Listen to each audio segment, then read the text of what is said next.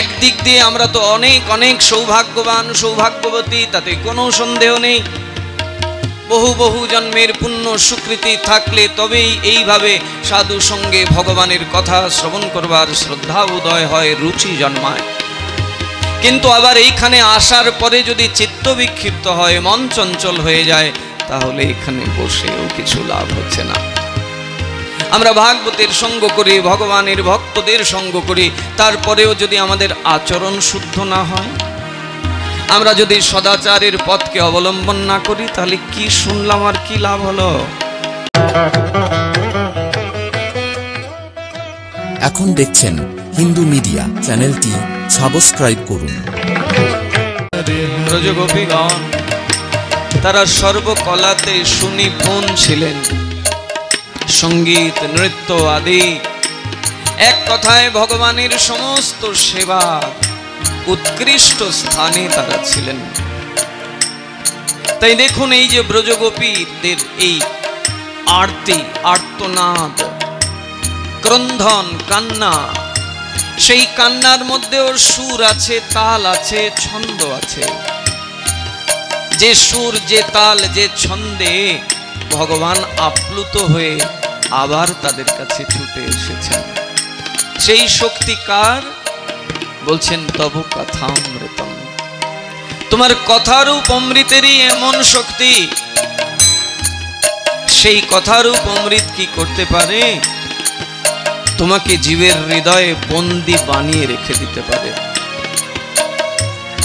সেই কথারূপ অমৃত যারা সাধু মুখে শ্রবণ করে, হৃৎকর্ণ রসায়ন কথা, এই কর্ণ দিয়ে যখন এই রসালো কথা জীবের হৃদয়ে প্রবেশ করে, হৃদয়কে যখন আঘাত করে, তখন তার হৃদয় দ্রবীভূত হয়ে যায়। সেই হৃদয়ে তখন দাবানল সৃষ্টি হয়, দাবাগ্নি। কিসের দাবানল? অনুশোচনা রূপ দাবানল। আমি কি করতে এসেছি আর আমি কিসের মধ্যে ফেসে গেলাম?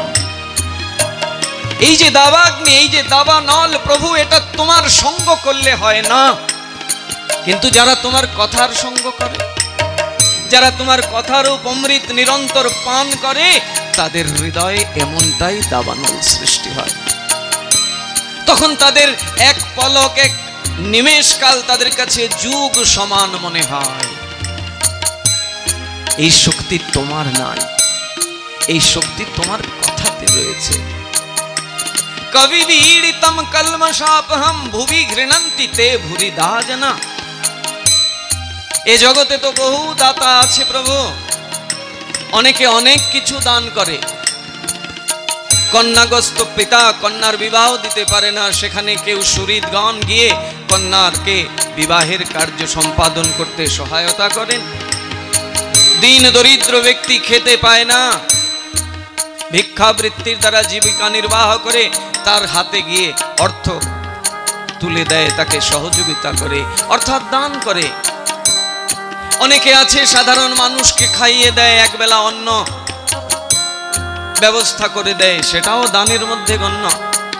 অনেক প্রকারের দান জগতে রয়েছে প্রভু, কিন্তু জানো সর্বপেক্ষা সর্বশ্রেষ্ঠ দান কি? কবিবীড়িতম কলমশাপহম ভুবি ঘৃণন্তি তে ভুরিদা জনা। যারা তোমার এই কথারূপ অমৃত জীবের কর্ণকুহরে দান করে, তারাই হলেন সর্বশ্রেষ্ঠ দাতা। ভুবি ঘৃণন্তি তে ভুরিদা জনা। সেই ভুরিদাগণকে আমরা প্রণাম করি। কারা তারা? যে কোনো কেউ হলেও হবে না। বলছেন ধ্রুব, প্রহ্লাদ, নারদের মতো এইরকম যারা নিষ্কিঞ্চন মহাত্মা, শব্দ ব্রহ্মে এবং পরব্রহ্মে যারা নিষ্ণাত, যারা তত্ত্বদর্শী, যারা আচরণশীল, সেই সব মহাত্মাদের সঙ্গের দ্বারা জীবের হৃদয় দ্রবীভূত হয়, জীবের হৃদয়ের আবর্জনা, মলিনতা পরিষ্কার। তারাই হলেন শ্রেষ্ঠ দাতা। তাদের উপরে আর কেউ দাতা হতে পারে না। ভগবানের কথার এমনই শক্তি। শ্রীমদ্ ভাগবতে বিভিন্ন ভাবে এটা আমরা দেখতে পাই। বিশেষ করে যারা শ্রেষ্ঠ ভক্ত ভগবানের সেই গোপীগণ, তাদের উক্তিতে এটি আমাদের কাছে একদম জলের মতো পরিষ্কার হয়ে যায় যে যারা আমরা সাধু সঙ্গে ভগবানের কথা শ্রবণ করি, একদিক দিয়ে আমরা তো অনেক অনেক সৌভাগ্যবান সৌভাগ্যবতী, তাতে কোনো সন্দেহ নেই। বহু বহু জন্মের পুণ্য সুকৃতি থাকলে তবেই এইভাবে সাধু সঙ্গে ভগবানের কথা শ্রবণ করবার শ্রদ্ধা উদয় হয়, রুচি জন্মায়। কিন্তু আবার এইখানে আসার পরে যদি চিত্ত বিক্ষিপ্ত হয়, মন চঞ্চল হয়ে যায়, তাহলে এখানে বসেও কিছু লাভ হচ্ছে না। আমরা ভাগবতের সঙ্গ করি, ভগবানের ভক্তদের সঙ্গ করি, তারপরেও যদি আমাদের আচরণ শুদ্ধ না হয়, আমরা যদি সদাচারের পথকে অবলম্বন না করি, তাহলে কি শুনলাম আর কি লাভ হলো? রাধে রাধে। ভগবানের কথাই পারে একমাত্র জীবকে শোধন করতে, আর সেই কথাই আমরা শ্রবণ করছি এই মোস্তফাপুর মালোপাড়াতে ভক্তপ্রবর ঠাকুরদাস মালো মহোদয়ের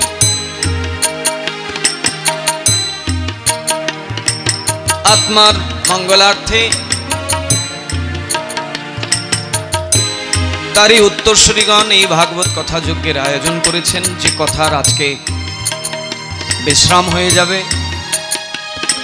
আমরা গত দুদিন এখানে বসে ভগবানের কথা শ্রবণ করেছি। আজকে একটা বিশেষ তিথি, বিশেষ এই অর্থে অন্যান্য যত তিথি আদি রয়েছে সমস্ত তিথির চাইতে এই তিথির মর্যাদা অনেকাংশে বেশি। কারণ এই তিথি কোনো দেব দেবীর তিথি নয়, এই তিথি কোনো বৈষ্ণব তিথি শুধু বলে নয়, এই তিথি স্বয়ং ভগবান যে তিথিকে নিজ গুণে কৃপা করে, তিনি নিজে নেমে আসেন এই ধরাধামে ভক্তদেরকে কৃপা করবার জন্যে। এমনই একটা তিথি, যে তিথির নাম মাধব তিথি, হরিবাস, হরিকে নিয়ে বাস করা। যে ভগবানকে নিয়ে বাস করার উদ্দেশ্যে আমরা এখানে সমবেত হয়েছি। আমাদের আজকের বিশেষভাবে প্রসঙ্গ থাকবে হরিনাম, কলিযুগের যুগ ধর্ম। কলিযুগের যুগ ধর্ম নাম সংকীর্তন, নিরপরাধে নাম লইলে পায় প্রেম ধন। অপরাধ শূন্য হয়ে কেমন ভাবে নাম নেব? নাম নিতে গিয়ে আমাদের কি কি সাবধানতা অবলম্বন করতে হয়? শ্রীল রূপ গোস্বামীর শ্রীমুখ থেকে, কৃষ্ণ নামাষ্টকম গ্রন্থ থেকে আমরা প্রয়াস করব আপনাদের সকলের আশীর্বাদ নিয়ে কিছু আস্বাদন করতে। নাম আমরা সবাই করি প্রায়, শ্রী গুরুদেবের কাছ থেকে প্রাপ্ত সেই নাম আমরা অনেকেই গ্রহণ করি। কেউ বা নিজ ইচ্ছায় মঠ মন্দির থেকে মালা আদি নিয়ে তারপরে আমরা মালা জপ করছি, কিন্তু কোথায় যেন কিন্তু ত্রুটি থেকে যাচ্ছে, যার জন্য নামের যে এত ক্রিয়া, নামের যে এত কৃপা, যে নামই পারে আমাদের ঈপ্সিত স্থানে আমাদের পৌঁছে দিতে। আমাদের ঈপ্সিত স্থান কি? ভগবানকে লাভ করা। ভগবানই হচ্ছেন আমাদের ঈপ্সিত ধন। আর সেই ভগবত রাজ্যে আমাদেরকে কে নিয়ে যাবে? ভগবানের নাম। নাম নামই অভিন্ন। এই কলিযুগে আমরা এই নামকে অবলম্বন করে, নামকে আশ্রয় করে এই নামের কাছে যাব। সেই নাম নিতে গিয়ে আমাদের বিশেষ বিশেষ কিছু জায়গায় সাবধানতা অবলম্বন করতে হবে। সেইগুলো আমরা অনুশীলন করবার প্রয়াস করব। আরেকটা বিষয় ভক্তবৃন্দ, কথা প্রসঙ্গে এসেই যায়, ভাগবতে শ্রী গুরুদেবকে ভগবানের আসনে বসিয়েছেন, এবং যখন আমরা জয়ধ্বনি দান করি তখন সেখানে গুরুদেবকেও ভগবান বলে জয় দেয়া হয়। গুরুদেব ভগবান কি জয়। কিন্তু এটাও একটু বোঝার বিষয় আছে। এই জায়গাও যে কেউর জন্য নয়, যার তার জন্য এই জায়গা নয়, এই স্থান নয়।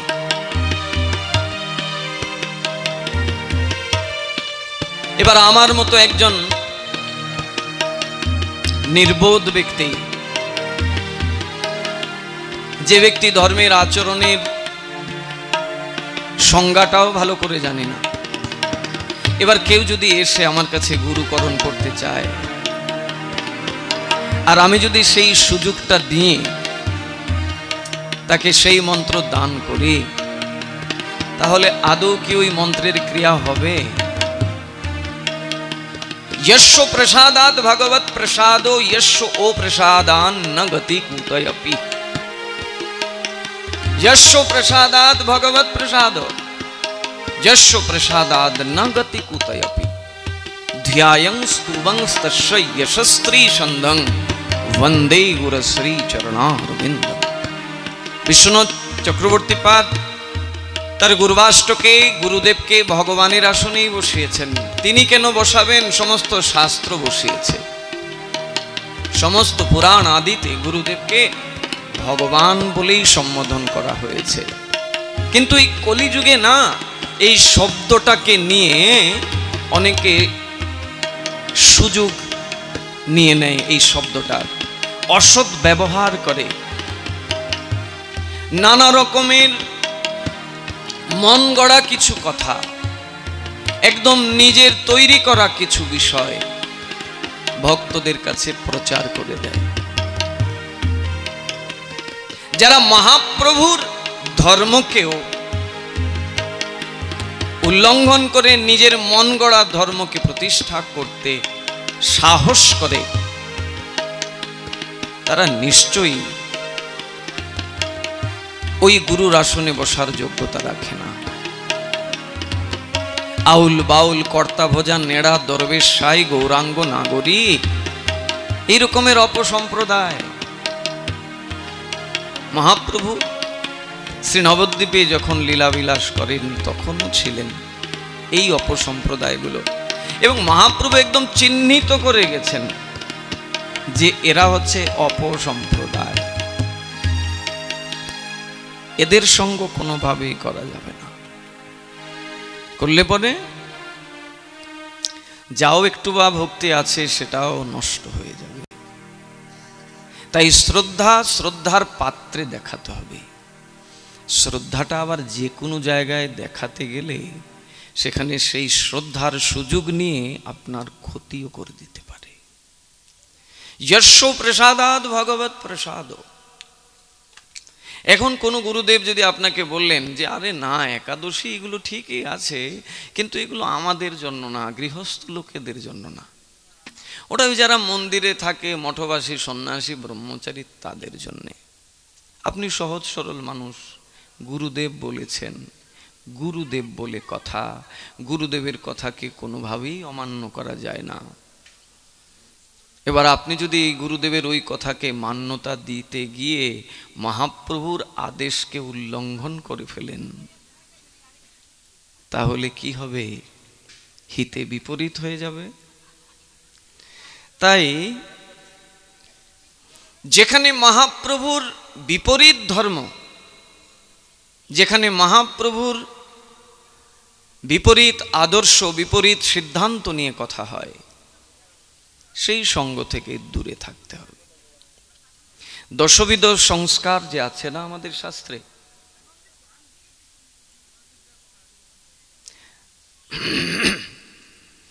দশবিধ সংস্কারের মধ্যে একটি সংস্কার হলো সঙ্গ সংস্কার।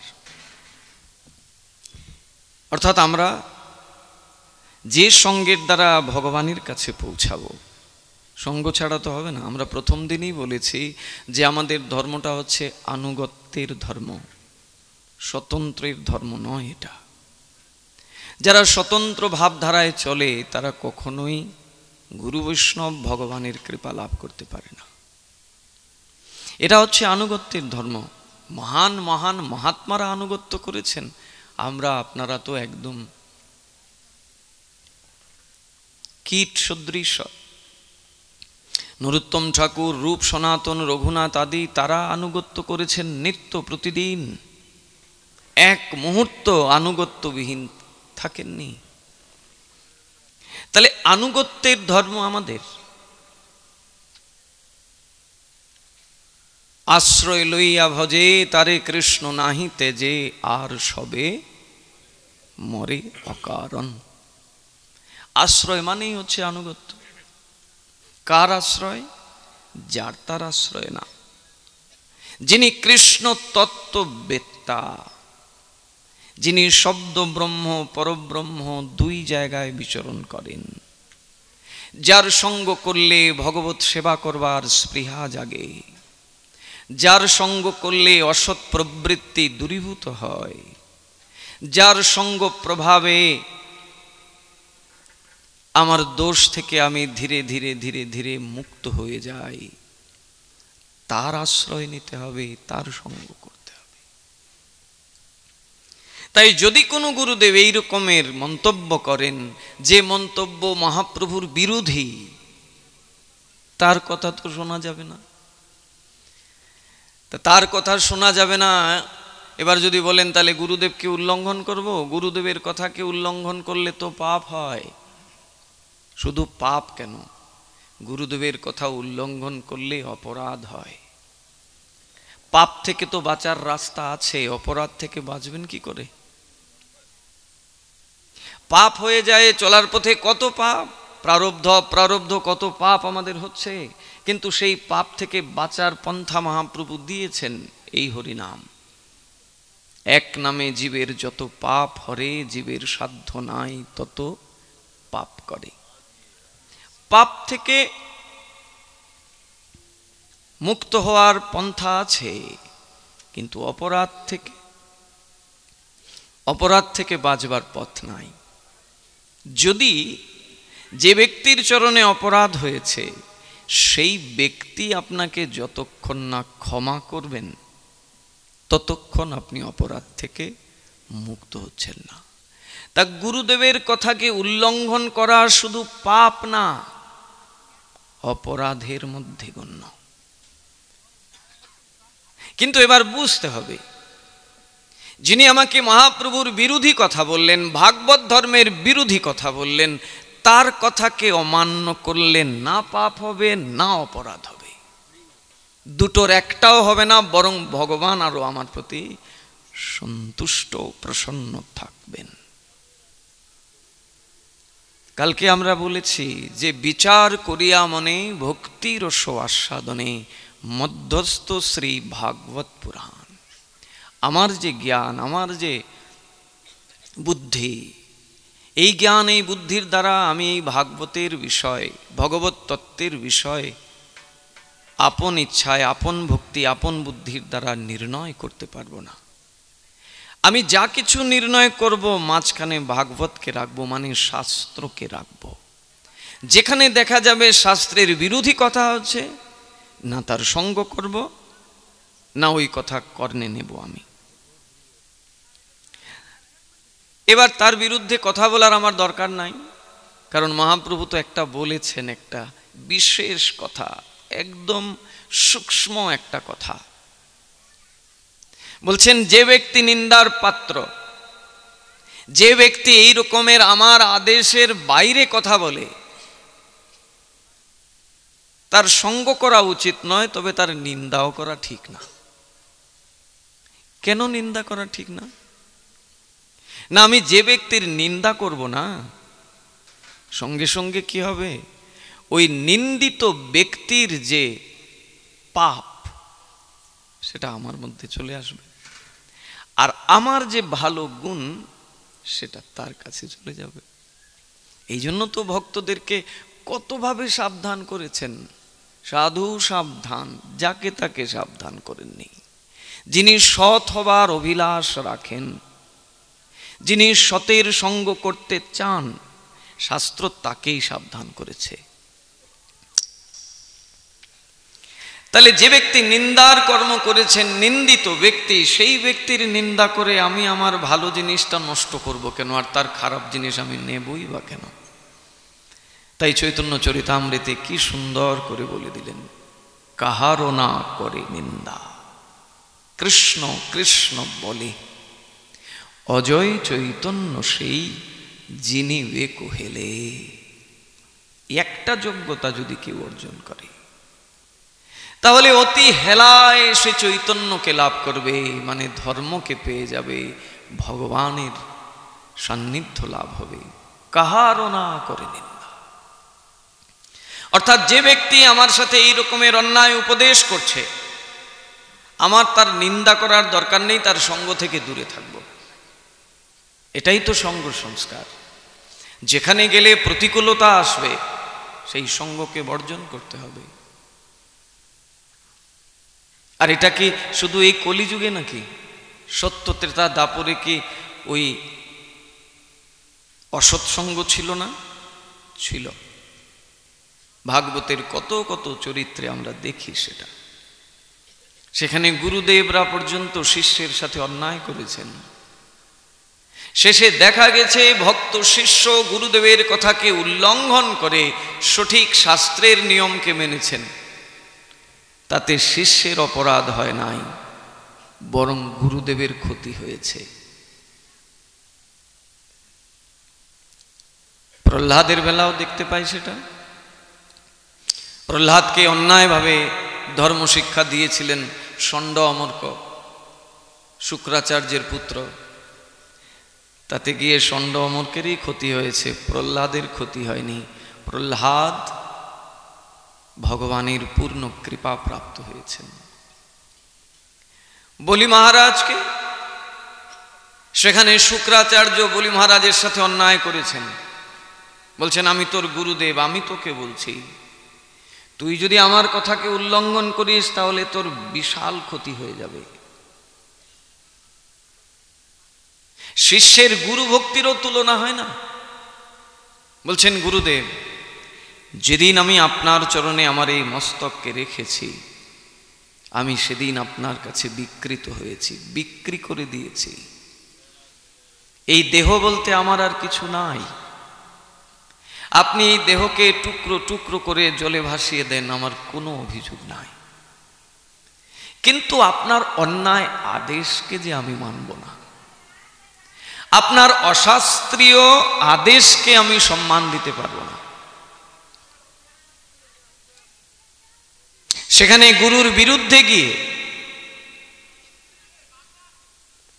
গুরুর আদেশকে উল্লঙ্ঘন করে তিনি ভগবানের সেবা করলেন। সেখানে দেখা গেল গুরুদেবের বিশাল ক্ষতি হলো। একটা চোখ কানা হয়ে গেল শুক্রাচার্যের। আর বলি মহারাজ গুরুদেবের আদেশকে উল্লঙ্ঘন করে ভগবানের সেবা করেছিলেন বলে বলি মহারাজ ভগবানের চরণ দুখানি প্রাপ্ত হলেন। শুধু চরণ প্রাপ্ত হলেন, ভগবান তাকে চরণ দুখানি দান করলেন, আবার সুতোল্লুকের রাজা বানিয়ে দিলেন। আবার বললেন, রাজার তো চারিদিকে শত্রু থাকে, আমার বলির যদি কেউ ক্ষতি করে ফেলে। তাই ভগবান কি করলেন, সুতোল্লুকের সেই রাজা বলি মহারাজের দাঁড়ি হয়ে গেলেন, চৌকিদার।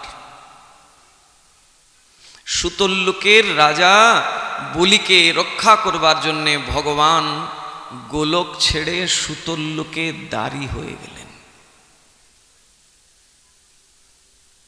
গুরুর কথাকে উল্লঙ্ঘন করলেন, তাতে অপরাধ হলো না, ভগবানকে প্রাপ্ত হলেন, ভগবানকে তার দাসত্ব স্বীকার করিয়ে নিলেন। ভক্তবৎসল ভগবান, ভক্ত যেরকম ভগবানের দাস, ভগবানও মাঝে মাঝে ভক্তের দাস হয়ে যান, যদি সেইভাবে ভগবানকে ডাকা যায়। আপনি আমি বলবো আমরা তো ভগবানকে ডাকি না যে তা তো নয়। তো ডাকি, তাহলে ডাকলেও তার খবর পাই না কেন? ওই যে ডাকার মতো ডাকি না, ডাকার মতো কে ডেকেছিলেন এই কলিযুগে? অদ্বৈত আচার্য এমন ডাক ডেকেছিলেন যে গোলকের সিংহাসনকে নাড়িয়ে ফেলেছিলেন। এবং মহাপ্রভু আবির্ভূত হয়ে বলছেন, নাড়া নাড়া নাড়া। কোথায় সেই নাড়া যে আমার সিংহাসনকে নাড়িয়ে দিয়েছে? কেমন ডাক! সেই ডাকটাই আমরাও ডাকছি প্রতিদিন। হরিনাম করা মানে ডাকা। এই যে হরে কৃষ্ণ কৃষ্ণ কৃষ্ণ হরে হরে, হরে রাম রাম রাম হরে হরে, এই যে শব্দের দ্বারা, এই যে ব্রহ্মের দ্বারা উপাসনা হচ্ছে, তাকে ডাকা হচ্ছে। কিন্তু ডাকা হচ্ছে, কিন্তু ডাকটা তার কাছে পৌঁছচ্ছে না। যেদিন পৌঁছে যাবে সেই দিন সব কিছু থেকে আমি মুক্ত, সেদিন আমি তার দাস, সেদিন আমি তার হয়ে যাব। এক কথায় তার হয়ে যাওয়া। কিভাবে হওয়া যাবে, এটাই শাস্ত্র আমাদেরকে দিক নির্দেশনা দিচ্ছেন।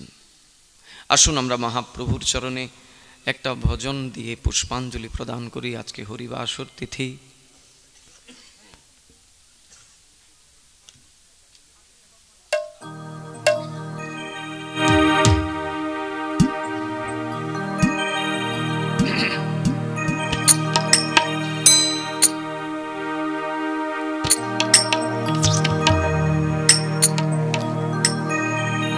গোরপহ ও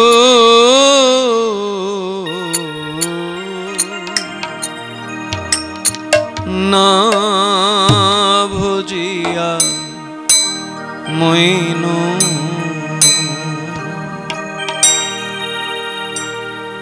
গোরপহ না ভজিয়া মইনু।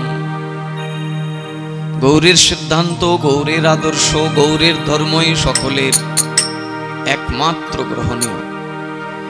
গৌরের কথার বাইরে অন্য কোনো কথার সাথে আমাদের কোনো সম্পর্ক থাকবে না। নরোত্তম ঠাকুর বলছেন, প্রেম রতন ধন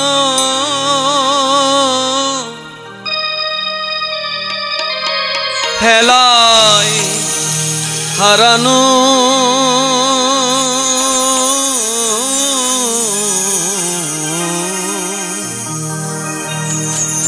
না ভজিয়া মইনু। গোরপহ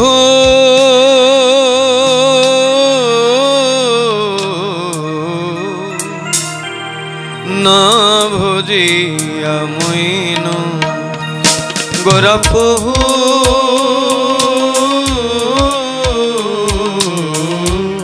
না ভজিয়া মইনু।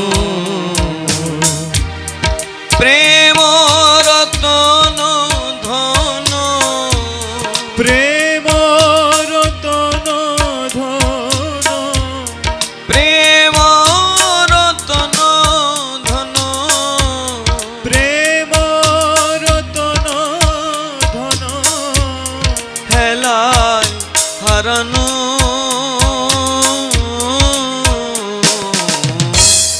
না ভজিয়া মইনু। গোরপহ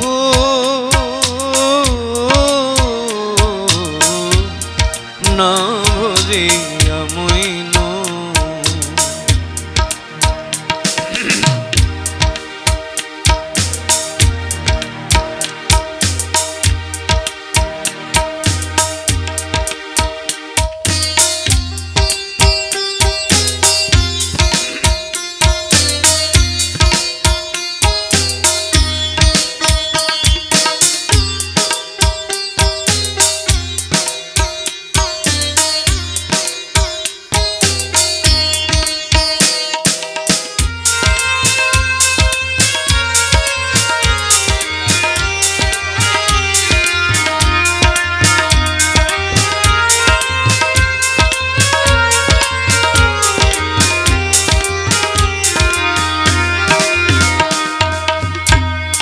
অধনে যতন করে ধনতে আগিনু,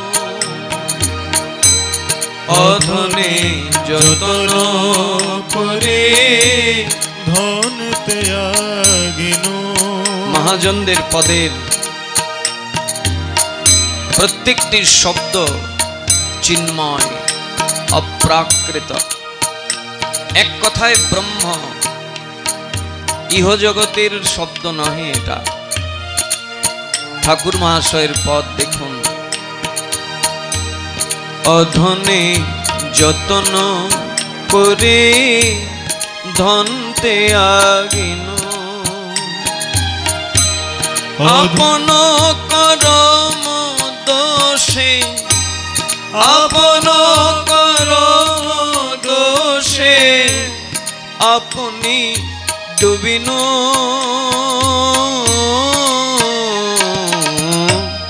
না ভজিয়া মইন গোরাপু,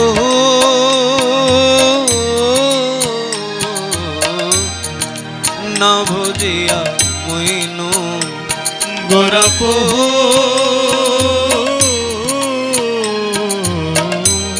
না ভজিয়া মইন।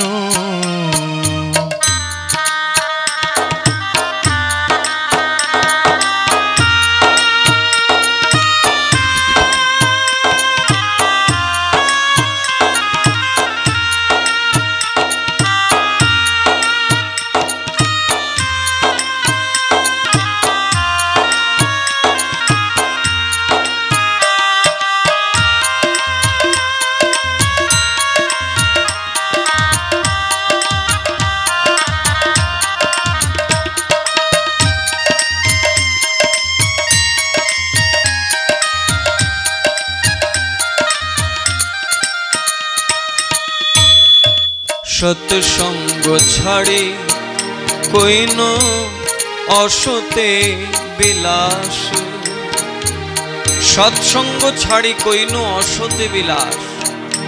সাবধান করছেন ঠাকুর মহাশয়, অসৎসঙ্গ করা যাবে না, মানে বিষয়ী লোকের সঙ্গ করা যাবে না। যেখানে মহাপ্রভুর বিরোধী ধর্ম সেই সঙ্গ করা যাবে না। সৎসঙ্গ ছাড়ি কইন অসতে বিলাস,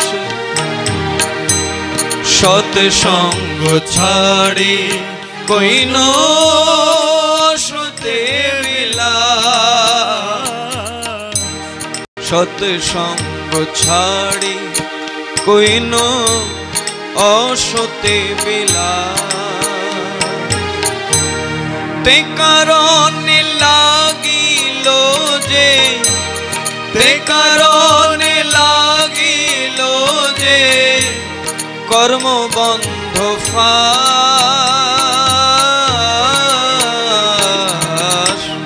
না ভজিয়া মইন গোরাপু,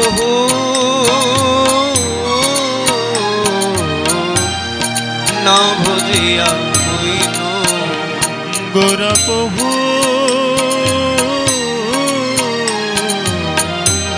না ভজিয়া মইন। অধনে যতন করি ধনতে আগিন, অধনে যতন করি ধনতে আগিন, আপন কর্ম দোষে আপনি ডুবিন।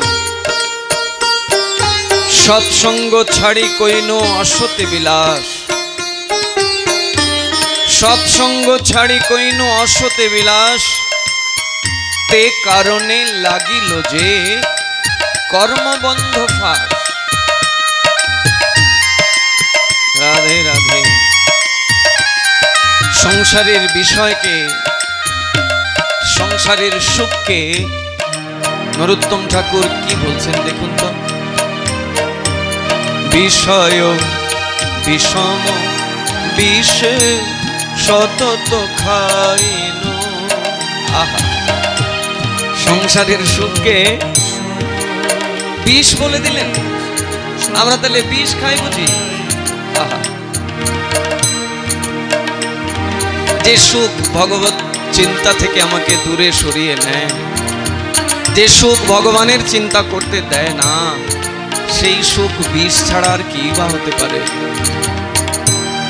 বিষয় বিষম বিষ সতত খাইন। বিষয় বিষম বিষে সতত খাইন বিষয় বিষম বিষে সতত খাইন গৌর কীর্তন রসে গৌর কীর্তন রসে মগন না হইন না ভজিয়া মইন গোরাপ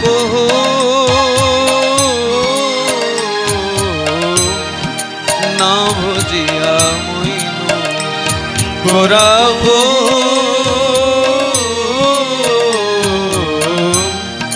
না ভজিয়া মইন।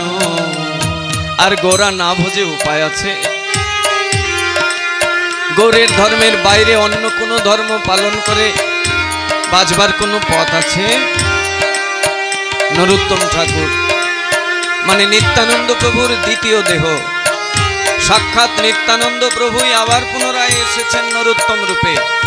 প্রেম ভক্তির মহাজন এই বাংলাদেশ রাজশাহী খেতড়ি ধামকে যিনি পুত পবিত্র করেছেন,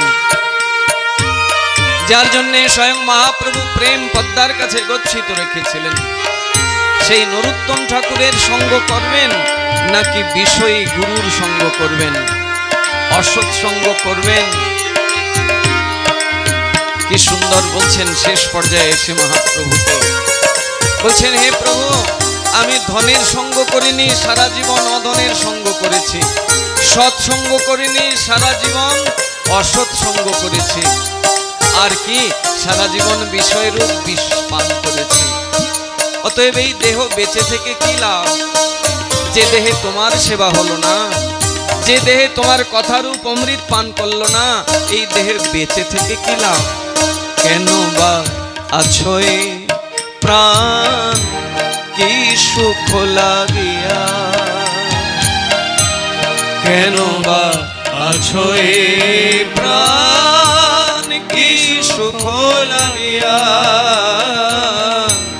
কেন বা আছো এ প্রাণ কি সুখ লাগিয়া। নরোত্তম দাস কেন, নরোত্তম দাস কেন না গেল মরিয়া,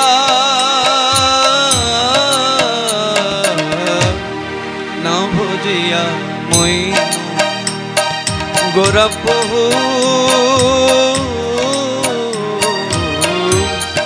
না ভজিয়া মইন গোরাপ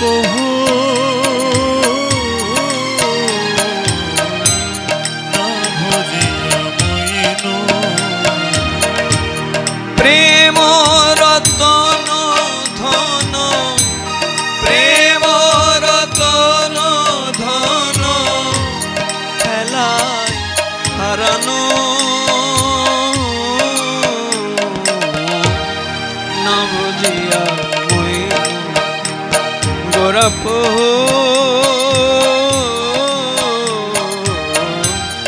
না বুঝিয়া মইন গোরাপ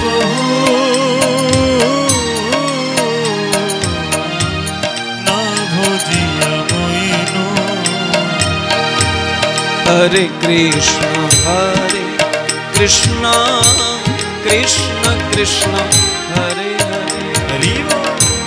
হরে রাম রাম রাম রাম হরে হরে, হরে কৃষ্ণ হরে কৃষ্ণ কৃষ্ণ কৃষ্ণ হরে হরে, বলুন ভক্তবৃন্দ, হরে রাম রাম রাম রাম হরে হরে, হরে কৃষ্ণ কৃষ্ণ কৃষ্ণ কৃষ্ণ হরে হরে, হরে রাম রাম রাম হরে হরে, হরে কৃষ্ণ হরে অনেক ভক্তরা পেছনে দাঁড়িয়ে আছেন, মায়েরা যদি একটু সুযোগ করে দেন।